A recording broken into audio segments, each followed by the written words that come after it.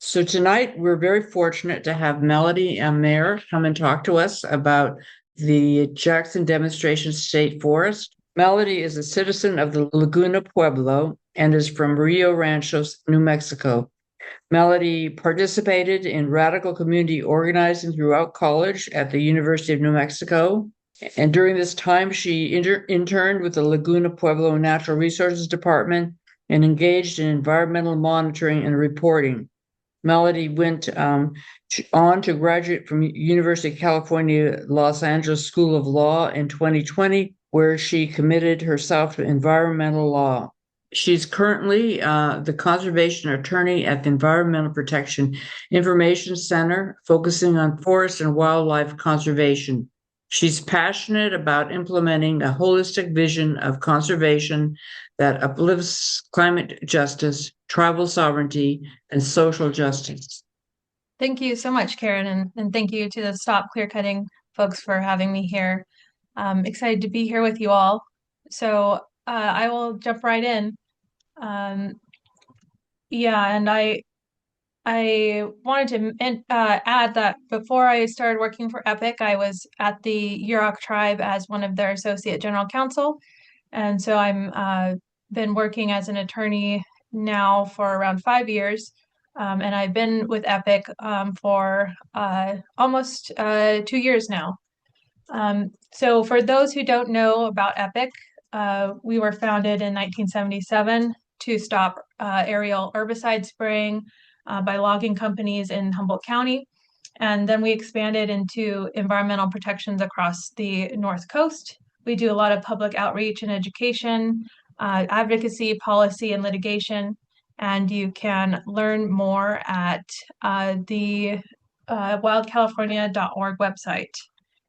So I'm going to start off by talking broadly about climate change and coastal redwood forests, and particularly how the rate of logging that we have historically done and are currently doing is not compatible with our climate crisis and all the other factors that stem from the climate crisis.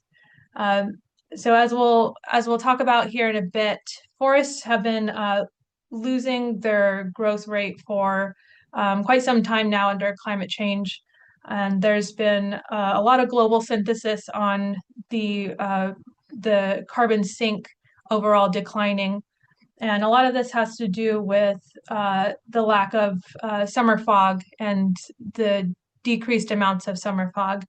As we know, uh, redwoods really depend on fog for their growth, and we've seen summer fog decline for a rate about 33% since the early 1900s.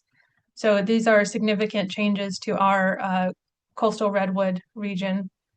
And so this is courtesy of J.P. O'Brien, climate scientists, who have pulled together this data on state forest growth specifically. Redwood forest growth in JDSF has been declining since around 2000. And this is specific to redwood forests, but that also includes Douglas fir and tan oaks that frequently exist in these forests as well, coexist. And this is the same for state forests across the board. So for example, here's Sokol State Forest, also declining at a steady but slow but steady rate since 2000. And this is, of course, a global trend as well. And this is across all vegetation types. We see forest growth on average is declining. And this is data that CAL FIRE frequently cites. So they are the managers of all state demonstration forests. And they have claimed that the rate that forests are regrowing is faster than the rate that they are harvesting at. And however, what we can see is that in the early 2000s, there was a dramatic decrease in logging, both from different activism and also just just a general decrease at the historic levels throughout the late 1900s. And so what we're seeing is that the forest has had a chance to regrow, but as we'll see in the coming decades, it's not at a rate that is going to be sustainable with the amount of logging that we are currently doing.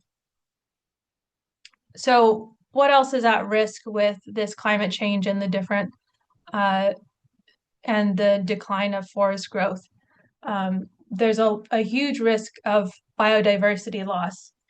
And so one of the key components of changing the management types over state forest is placing greater limits on the types of harvesting and silviculture that is done. So of course, even age clear cuts have significant consequences for biodiversity. They turn complex old forests or even second growth forests into uniform young stands of trees. This means that endangered species like marbled murrelet, northern spotted owl, humbled martin lose a lot of their critical habitat.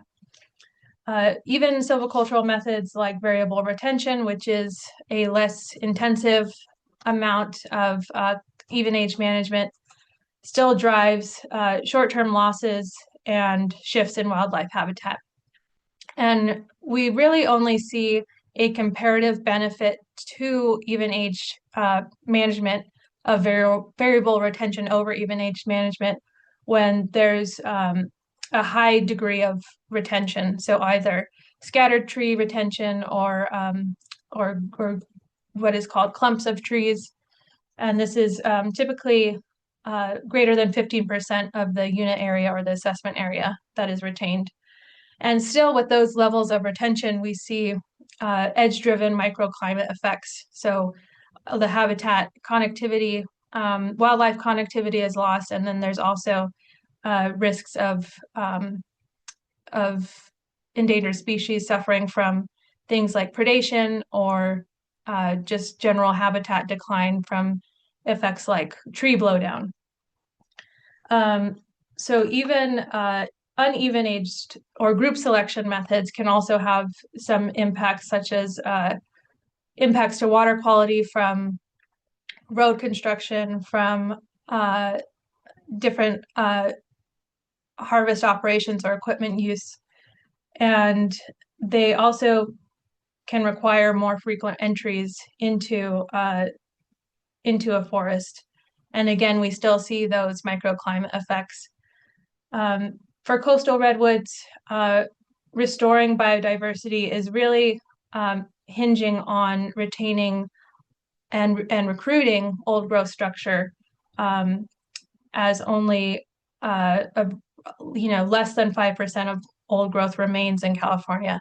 And at forests like JDSF, this is no exception.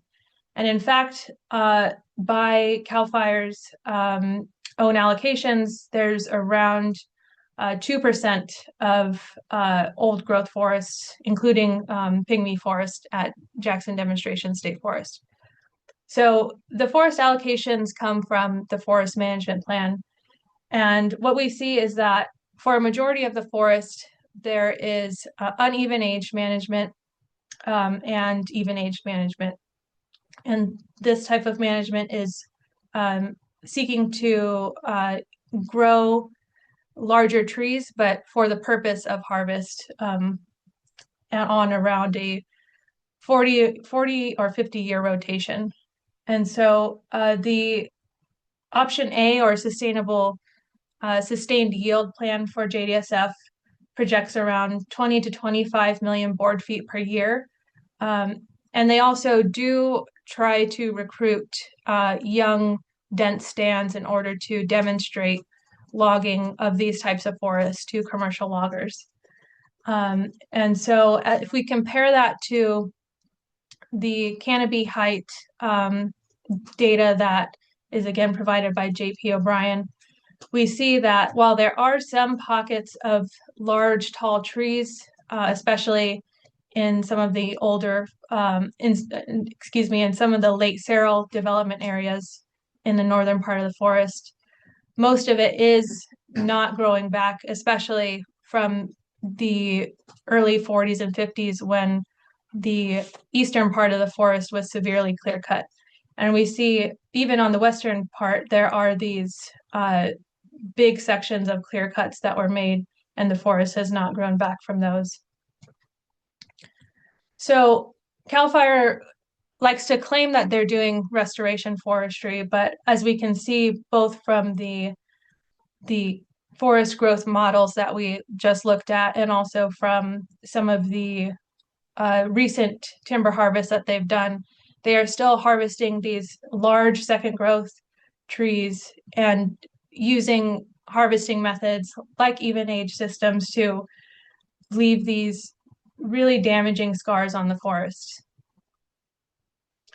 Other evidence that CAL FIRE's current management isn't working the way it should to promote restoration of redwood forests, despite their efforts to update the forest management plan, they still submit timber harvest plans that don't go beyond the forest practice rules. So they're still doing a lot of timber harvests that, again, demonstrate even-aged and group selection harvests that threaten wildlife habitat and water quality. They still allow clear cuts at JDSF, and they're sort of refusing to stop a lot of practices that harm things like rare plants and animals.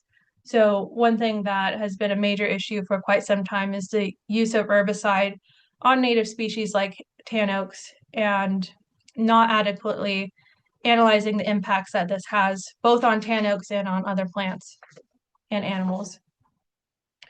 So that brings us to the question of what is restoration when we're talking about this as a goal for state forests or forests in general.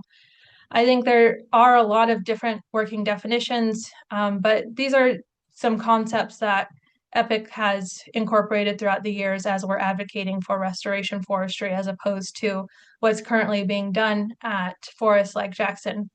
Managing for self-sustainability, so no longer managing for commercial productivity of a forest, with the goal of less human entries.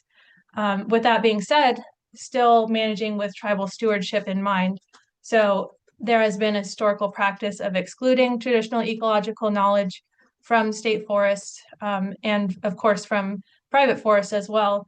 But supporting tribes and indigenous peoples to bring back that traditional knowledge and to manage at a co-governance level.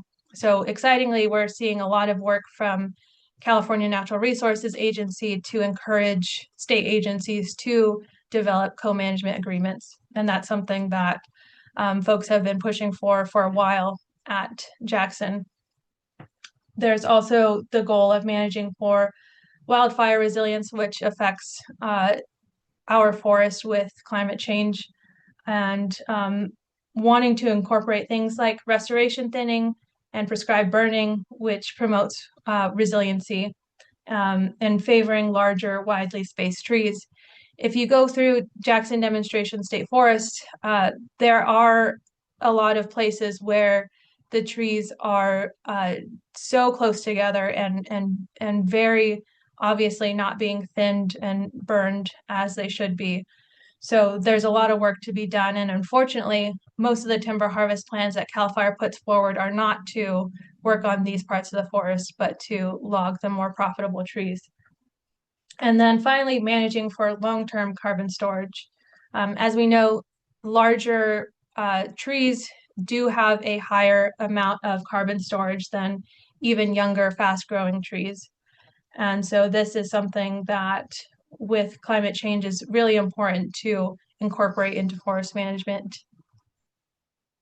So what is the State Forest Act, and how did we get demonstration state forests?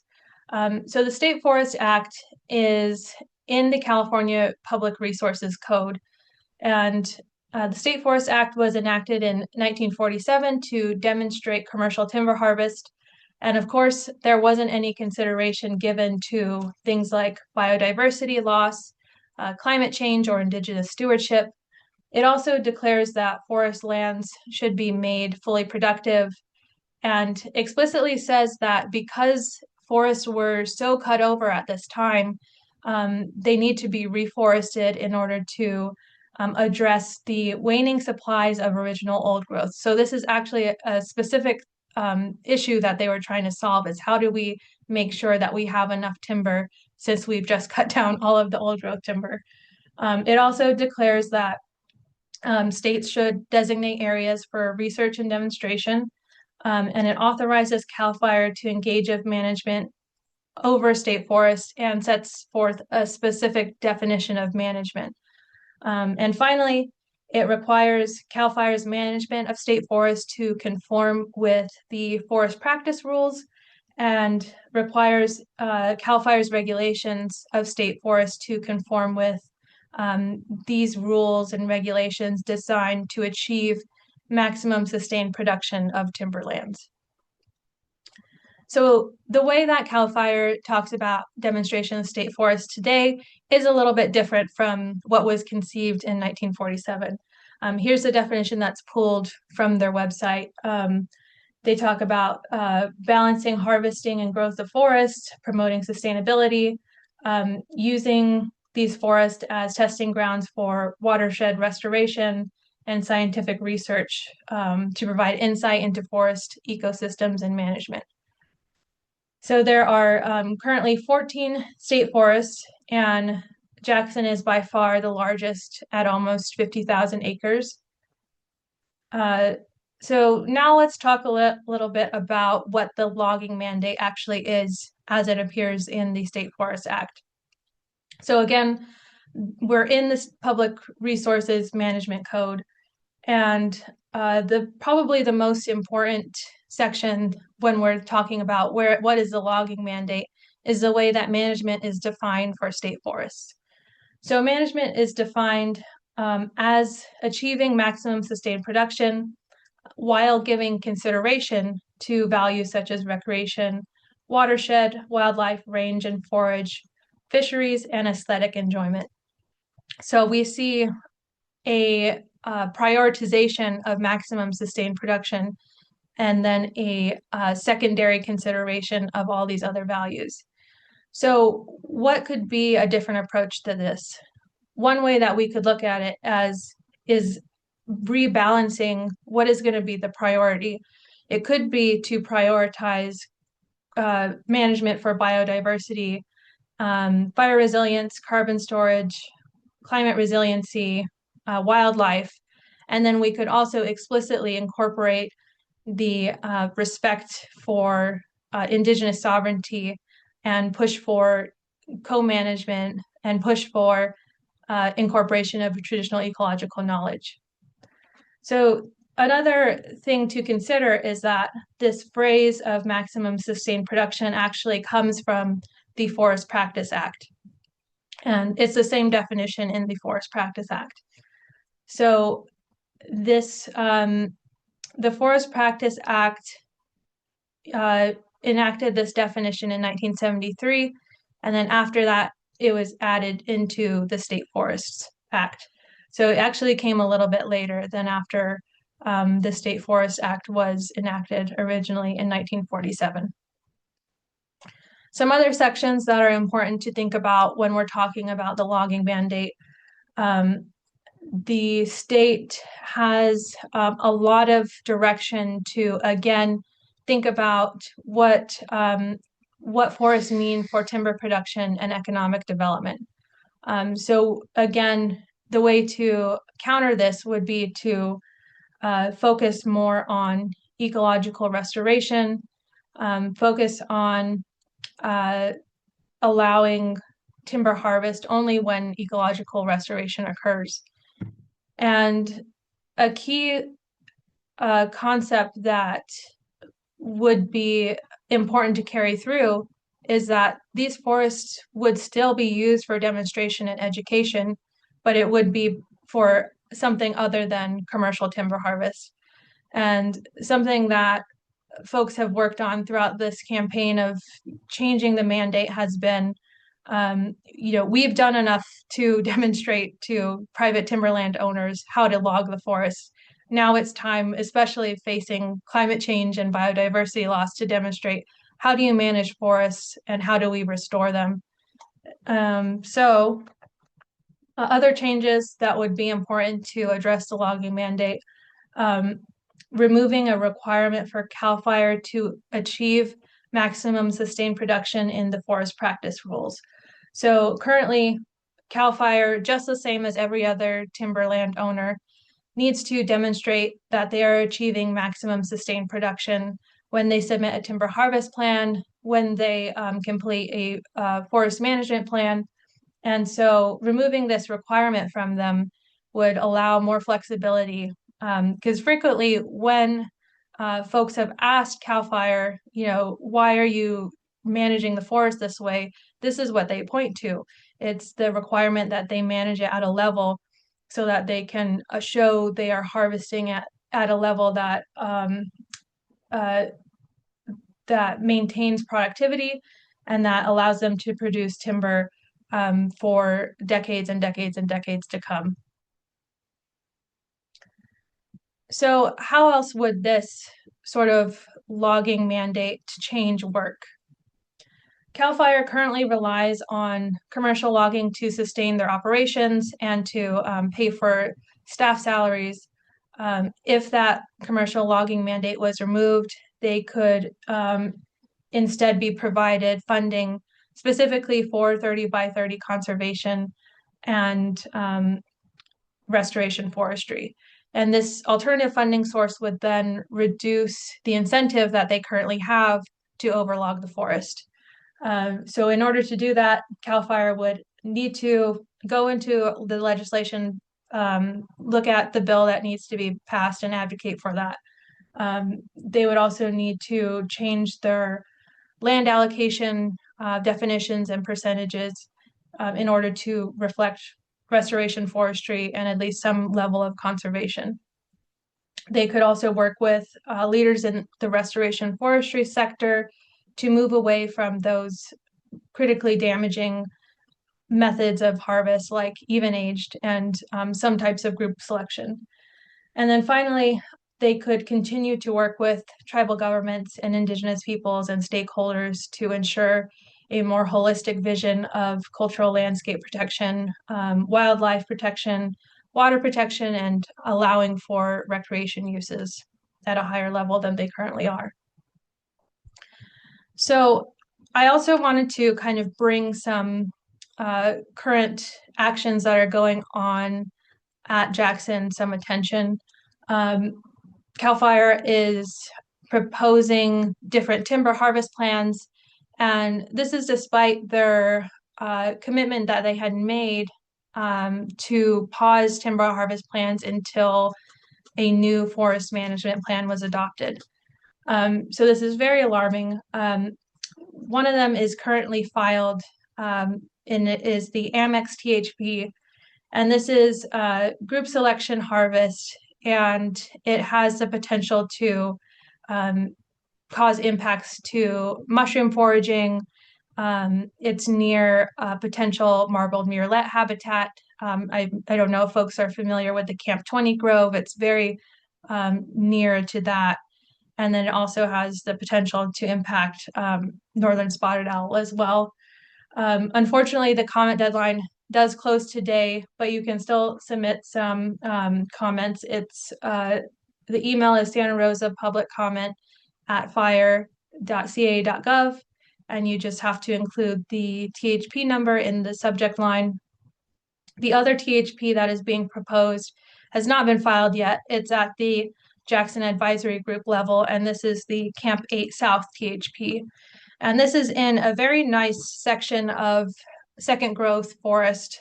So again, like I was discussing earlier, there are parts of the forest that are in severe need of thinning, prescribed burning management to bring it back to a level of growth that redwoods need.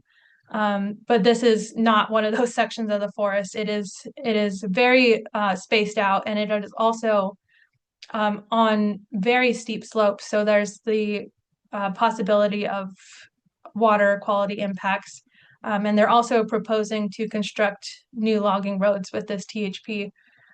So at this time, comments would go to the Jackson Advisory Group, and you can submit those to jdsf@fire.ca.gov.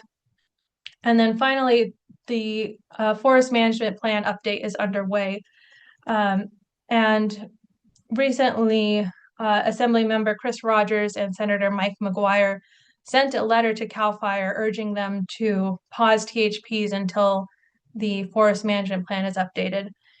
And so there has been no new environmental impact report for this forest management plan since 2008.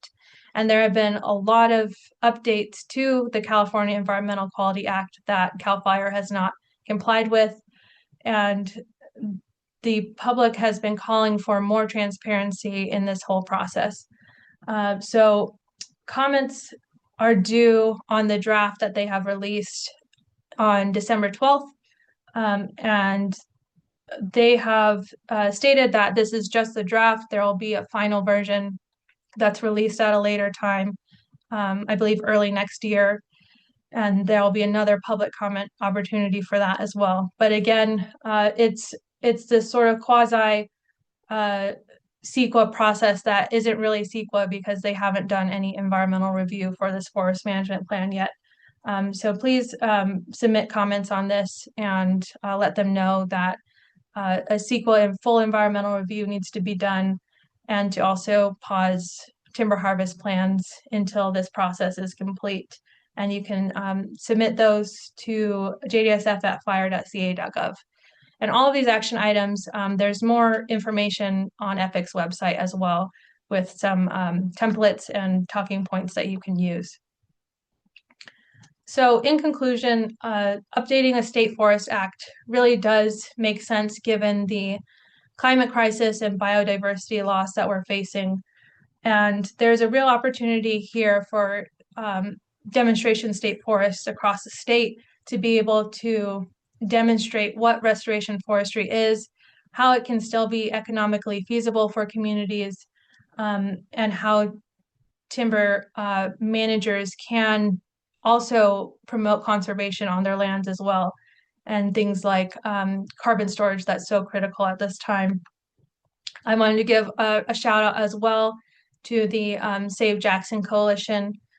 They are doing a number of actions around the forest management plan, timber harvesting, and pushing for tribal co-governance as well. And you can learn more about that at savejackson.org. So thank you so much again for having me here. Really great to be able to discuss this with you all, and I'm happy to answer any questions. Thank you, Melodie. We really appreciate your coming to talk to us. So now let's go to the questions. We have a number of questions. So here's the first question. First, it starts with a thank you to you, Melodie, for this presentation. So the question's from Maya, and she says, I'm seeing a lot about thinning and management with harvesting that results in tree blowdown, trees being blowed down, especially redwoods. Do you have any case studies from JDSF to share with us? Yeah, so for thinning specifically and tree blowdown, I think this goes to the question of what types of silviculture and what management styles work with wildlife versus causing more impacts. And so oftentimes CAL FIRE will say, we're doing group selection harvesting here, and it won't have, impacts on wildlife. But as we're seeing, these group selection can be up to 2.5 acres in size. And so these are big gaps in the forest that can result in these edge effects like tree blowdown. And, with even-aged or variable retention styles of silviculture, what they will often do is leave one large tree that they have designated as a wildlife or a habitat tree. And we do know that redwoods have interconnected roots, that they require shade and the protection of other trees. They're very susceptible to being blown down by wind. So, unfortunately, timber harvest plans really fail to acknowledge this potential impact and sort of just go with the bare minimum of retaining scattered trees throughout a harvest unit. And so this is something that really does need to change industry wide is understanding that just because you're retaining a large tree here and there doesn't mean it's going to be long-term good habitat for wildlife, especially when we see there's so many potential for that tree not to survive long term. Thank you so much. So another question from Maya. We see restoration being used as a term to describe, as a term to describe extreme logging sometimes. And that includes in the giant sequoia forest down south. What can we do as communities to work against this misnomer? Absolutely. Yeah, this is a huge issue and almost falls under the umbrella term of greenwashing, where an industry or an agent or a state government will cling on to this term that's been floating around and has gained a lot of popularity and then use it to kind of shield themselves from whatever pre-existing activity they were already doing. And so really it's almost a matter of trying to learn that industry language, what they are actually putting into timber harvest plans or forest management plans. If they are still advocating for and allowing things like even age management or intensive types of group selection harvesting, it's really not restoration forestry, right? If they're still allowing native species like tan oak, not protecting biodiversity of the forest, it can't be called restoration forestry. So I think, the only thing you can do is really understand what's being proposed and what types of silviculture are being allowed within either a timber harvest plan or a forest and trying to target that is because I think that's the key to making the biggest shifts in the management of a forest. Thank you. So here's a question from Jenny. Please, can you explain more about the JDSF option A for those of us who are not up to date with the plan? Sure. The option A document is something that's, I believe, required for most timberland owners. And this ties into the forest practice rules requiring timberland owners to demonstrate maximum sustained yield or long-term sustained yield. So in the forest practice rules, there is a specific requirement for timberland owners to demonstrate that they can achieve this for their forest, and it's about balancing the amount of harvesting they're doing with the rate of growth. And so it gets very technical in that each timberland owner can sort of use their own model of growth and sustainability, and they will come up with an amount of timber that they are allowed to harvest per year. And that amount is supposed to be sustainable long term, I think over a period of 100 years or something like that. And so JDSF's option A refers to the forest practice rules, and they are choosing to use their own model of sustainability and choosing to say we can harvest this much amount of timber and it still be sustainable over 100 years. And so again, it's it's interesting because while it's good that they are at least thinking about what is the maximum that we can do over a long period of time, it still doesn't allow timberland owners to significantly ramp down their amount of production. So it forces them to sort of keep producing at this level in order to demonstrate commercial profitability. And it really doesn't allow timberland owners to just do restoration forestry or just you stop harvesting because they're sort of bound to meet this level of production. And so that can be pretty tricky when you're trying to do restoration forestry. And this is the way that CAL FIRE would explain it. I think there is a way and folks have done restoration forestry before and have done it under the timber harvest process to where they're not damaging the forest as much as they could be. So it's again one of those things where they're using this sort of shield of sustainability. Thank you. So here's a question from Lori. Can you explain more about the difference between letting tribes know or participate versus true co-management?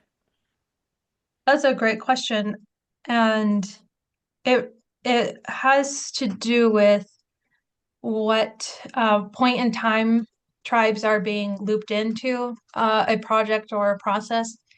So the way that I have always thought about it is if you have already drafted out the project and it's already, on paper and there's no way to edit it, there's no way to go back and make changes, then you're not really doing co-governance because it's more of an afterthought and it's more of you can comment on it and you can make changes, but we've already kind of set this process in motion, and it's going to be difficult for a tribe to make anything substantially different than what has already been drafted out and planned.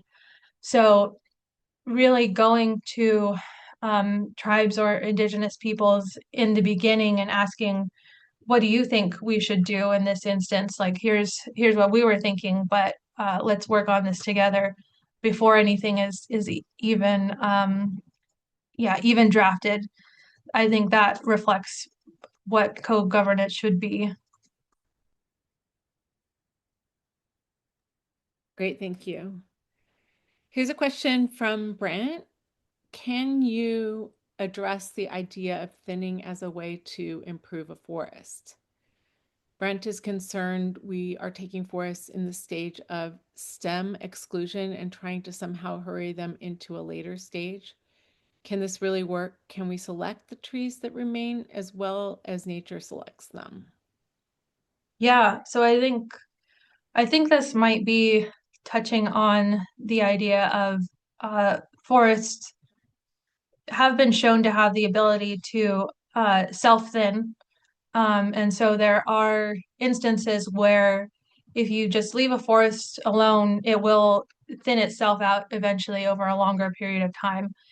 And so it really is a question of what stage are we at in the restoration process, and what is our role as managers of a forest.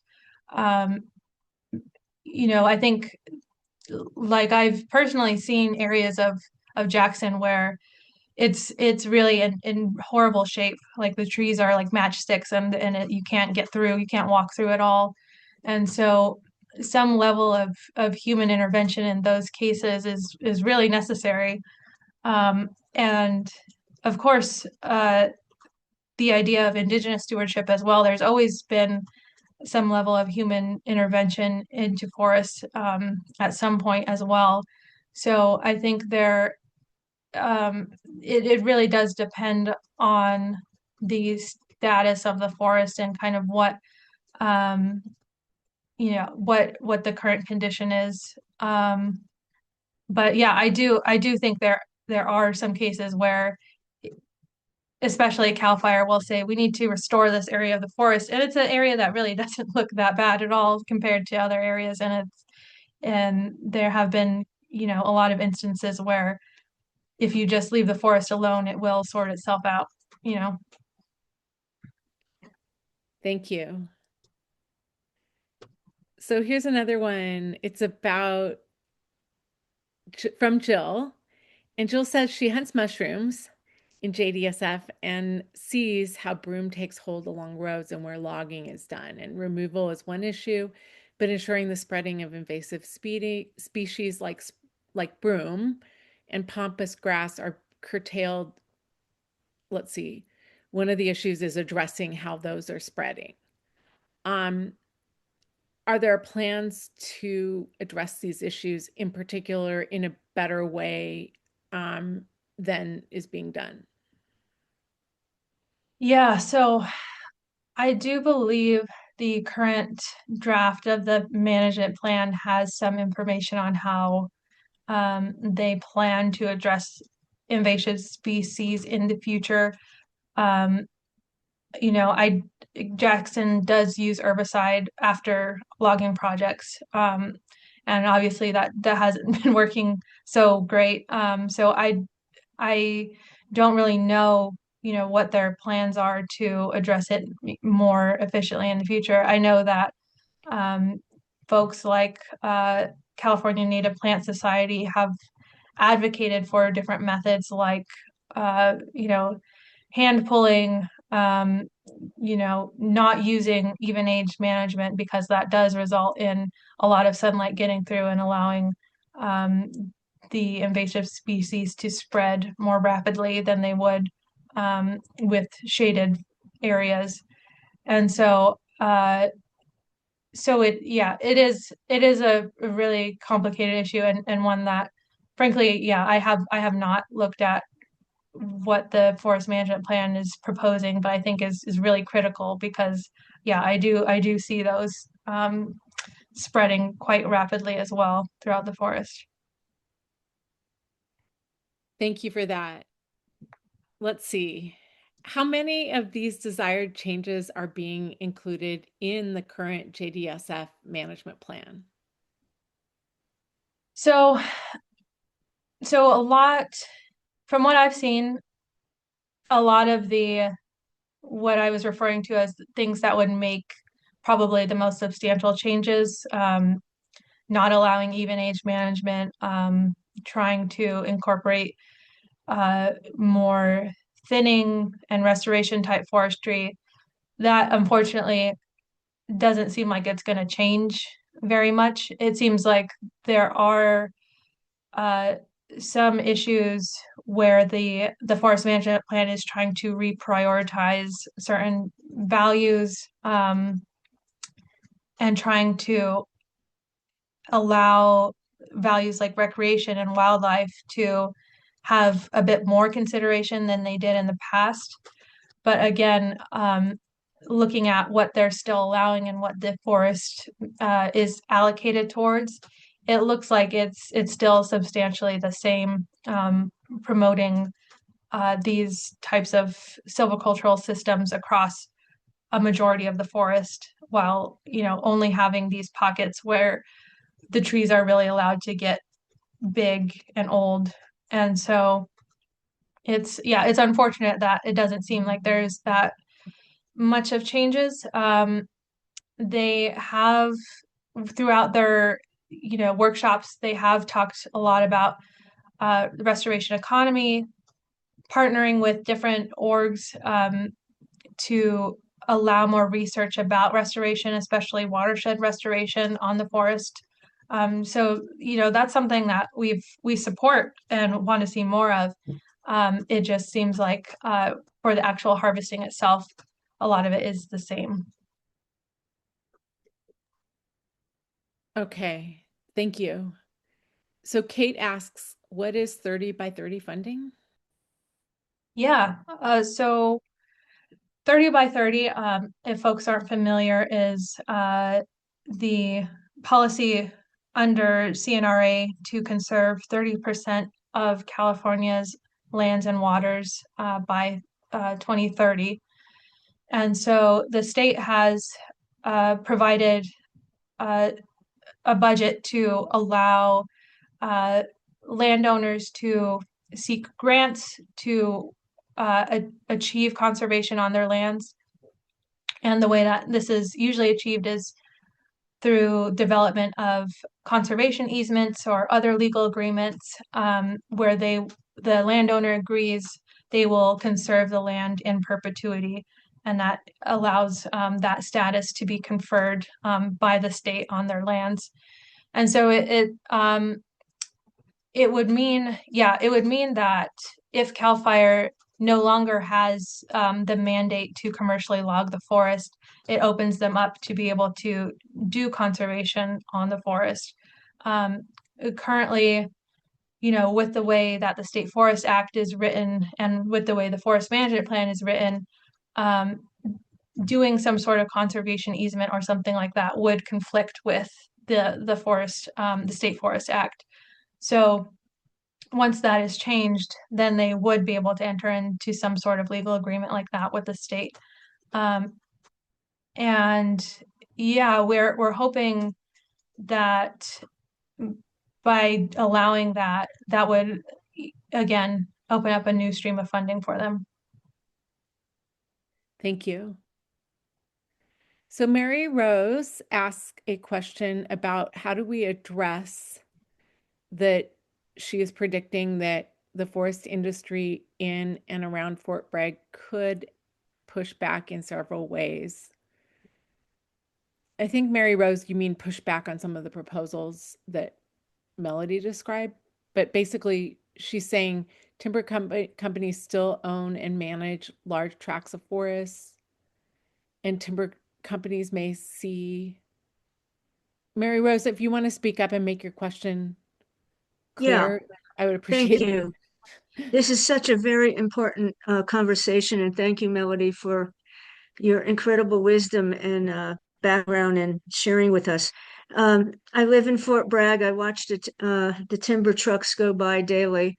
I've recently seen them promoting logging as an occupation here. I don't want to get into details, but there is pushback.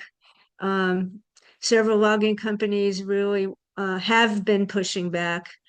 Any of us who have attended some of these JDS, Jackson Demonstration Forest hearings, have seen that, and there's going to be pushback. So how do we address that? And my other concern is because it's loss of revenue. There's a lot of people that are employed to have their own trucks to bring the timber out of the woods, and the loss of jobs already has hurt with the closing of the mill, and the job economy here is just really a no-winner for especially those who don't have college education and want to go into the trades. So I did put another question on how are we going to provide a shift to ecotourism and other indigenous cultural restoration that will also consider community forest management. Thank you. Thank you. This is a really important consideration when we're arguing for the mandate change. And one thing that I think folks should keep in mind is a lot of the work that is done in restoration forestry is still done by loggers, right? So a lot of the cutting of and thinning is done by timber companies, and it's also needs to continue to develop skills of forest management, operating equipment, doing a lot of replanting or restoring waterways. And so a lot of these hard trade skills are very transferable in a restoration forestry industry. And so that gives me hope, I think, and especially in being able to support some of the projects that CAL FIRE does do. So they did propose some plans that were about studying the effects of thinning and prescribed burning on wildfire resiliency and on redwood growth. And so when they propose plans like that, I think, folks should you still review them and make sure that it's actually what is being proposed. But it's still things that we can support, I think, especially in demonstrating how restoration forestry can occur at JDSF. Um, there is a big culture around logging, especially in these areas and in these communities. But I think, reinforcing the idea that we don't want to necessarily get rid of those workers or those companies, just sort of shift the type of work that they're doing to be more in line with managing a forest towards restoration. Um, and I think there is, at least something to be said about if we shift a forest towards restoration, it will take, hundreds of years, decades to get it restored. So those jobs will still be there for a very long time. And then there's also going to be a lot more opportunities for, like you said, ecotourism, recreation, and something interesting about this, I think it's the State Forest Act, is that they're limited to the amount of fees that they charge at state forests. And so I don't know if that is the same for public forests or national or state parks, but allowing them to at least raise more money through their recreation that they provide might also be part of the solution there. Thank you. Yeah, and Mary Rose goes on with some of the things I'm you've sorry, already- Kristen, may I break in for like Yeah. 30 seconds? Yeah. Because we're getting to the top of the hour and we still got a lot of questions to go, but Mary does have a or I'm sorry, Melody does have a hard stop at about 10 after the hour. So we'll get to as many as we can. And we go to the Q&A first, before those that are put in the chat. So I just wanted to get that out there. And Melody has a hard stop at 5:10. Some of you have a hard stop earlier than that. So I just want to get out that next month our presenter will be Ralph Blomers, who is the president of the Green Oregon Alliance, which is devoted to redefining wildfire safety and promoting and building fire-safe communities. He's also a freelance creative producer and is the executive producer of the documentary Elemental Reimagining Wildfire, which if you haven't seen, you ought to check it out. I think it might even be on Netflix now. So anyway, thank you for those of you who have to drop off. Thank you for coming. Thank you for your amazing questions and all of the information you provide in the chat. And with that, I will turn it back to you, Kristen. Okay, great. Yeah, I'm humbled that there's so many questions and we're not going to get to all of them, but I'm still going in order of when they were received. So Mary Rose did ask something that I think has been mostly addressed, which is, have you considered these alternatives, including advocating for economic alternatives to logging, such as ecotourism, forest restoration jobs, which you addressed, fire safety projects, community managed forestry, which you pretty much addressed, right? So Yeah, yeah. And I think, when I tell folks that I advocate sometimes against CAL FIRE, they're like, well, those are the people who do a lot of fire resiliency projects. And I'm like, yeah, I wish they would do more of those rather than what they're doing at Jackson, which is a lot of intensive logging. thank you. And then one person asked, can we access and download the slide deck? The slide deck will be published on our website, which maybe Jennifer, you could put that in the chat again, if it wasn't already, but it won't be put there today. It'll just be put when our webmaster has a chance. It's in the chat. There was one participant who actually wants to know if he can download the slides. And I don't think that's possible from our website. So I don't know if Melody, you would have be able to give that gentleman some help. Yeah, I will put my email in the chat again, and folks can email and request a copy of it, and I'm happy to do that. Thank you. Thank you. But yes, the recording of the presentation as well as the slide set will be available on our Stop Clearcutting California website under resources, and that should be within probably no more than a week. Okay. Thank you. Thank you. So Deb asks, are they harvesting pine and fir along with the redwood? What trees do they replant? They do harvest mostly Douglas fir along with the redwood. I think they tend to, of course, prefer the redwood, is a little bit more merchantable.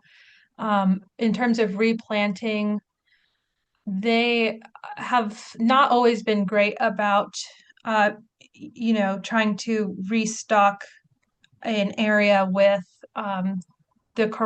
what would some would say is a more balanced uh, representation of redwood forest. So mostly redwood, some Doug fir, and then of course tan oak.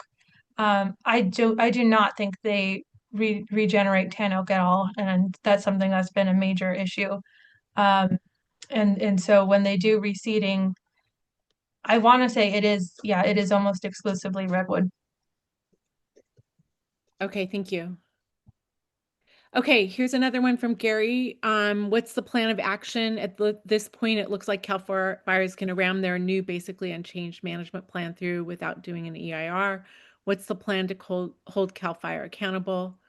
Folks are talking about what's needed, but Cal Fire is just pushing forward. What's the plan for actually securing the changes?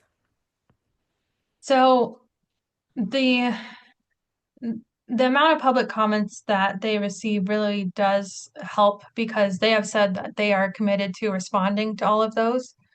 Uh, I believe, and we don't have an action item out for this yet, but it is a good idea to thank our legislators for doing that, for trying to hold them accountable and saying, let's pause this process until we do full environmental review and don't put forward any more THPs until we finish this process. So trying to bring in folks like that, and also California Natural Resources Agency, which is the umbrella agency for CAL FIRE as well, has been something that we've tried to do in the past. Um, and of course, we're going to need to work with our legislators if we want a mandate change as well. So Assemblymember Rogers and Michael McGuire are the key folks who this issue is in their districts. Um, and so again, just advocating with them, working with them to try and get some sort of legislative change going is where we are headed right now. And I will say, Epic is evaluating all possible options of litigating these issues, both the THPs and the forest management plan not having a CEQA process done for it. So that's another enforcement mechanism that we are strongly considering as well. Thank you. So let's see. Holly says there seems to be a dispute over data, meaning that Cal Fire argues that the logging is sustainable, but environmentalists have data that it is not.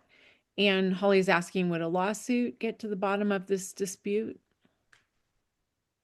Yeah, so that is something that could could definitely happen, especially in the context of a timber harvest plan where they're relying on this option A document, the levels of growth that they say are sustainable to get these timber harvest plans approved.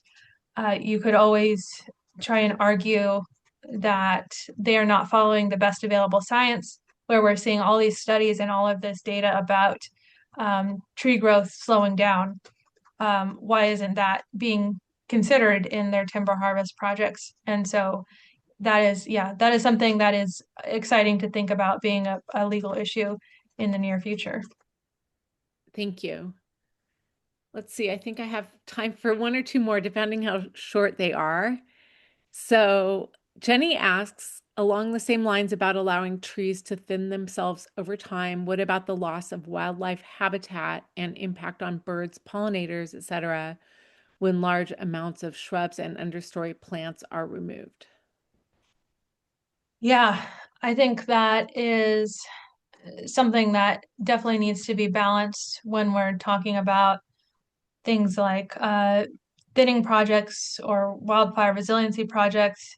And in fact, as if there wasn't enough to be concerned about, right now, the Board of Forestry is working on a potential rule change about allowing um, fire resiliency, so-called fire resiliency projects in the watercourse and lake protection zone. So for folks who aren't familiar, this is the zone that is immediately adjacent to watercourses. And so allowing this type of logging to occur in those areas under the guise of wildfire resilience is pretty laughable, right? Because we all know that those areas are well shaded. They are, they're not logged to begin with. They're only allowed to be logged in certain limited cases. So there's really no reason why they would be overcrowded, and that's a really good example of self-thinning doing its job, right?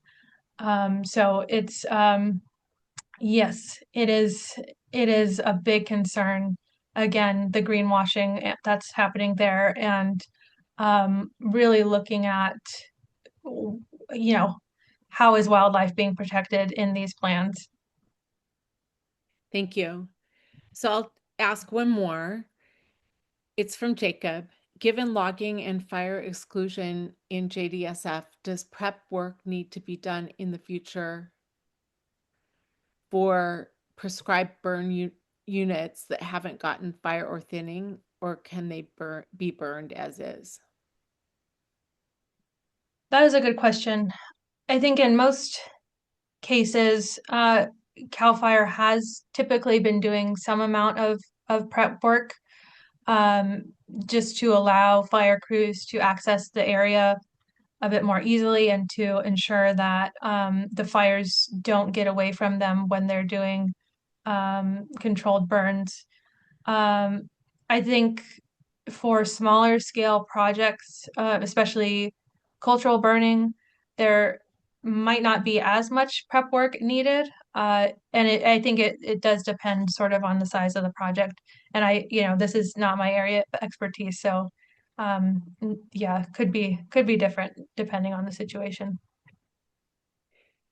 Okay, Melody, it looks like we're at the end of the hour. I really, really appreciate everybody's questions. And unfortunately, we couldn't get to all of them because there was lots of interest in this topic. But I want to thank everybody for asking the questions and being so engaged.